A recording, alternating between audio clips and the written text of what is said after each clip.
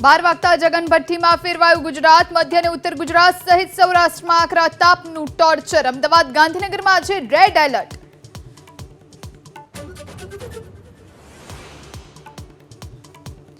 હીટવેવના પગલે 5 દિવસ રાજ્યના કોચિંગ ક્લાસ રહેશે બંધ. ફેડરેશન ઓફ એકેડેમિક એસોસિએશને કોચિંગ ક્લાસ બંધ રાખવાની કરી જાહેરાત.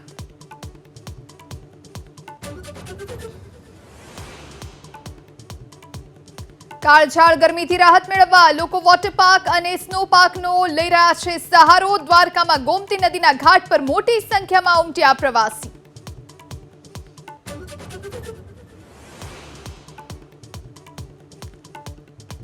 આ વર્ષે ચોમાસું રહેશે સારું. જૂનાગઢ કૃષિ યુનિવર્સિટીમાં વર્ષા વિજ્ઞાન પરિસંવાદમાં 60 હવામાન નિષ્ણાતે આ વર્ષે સારા વરસાદની કરી આગાહી.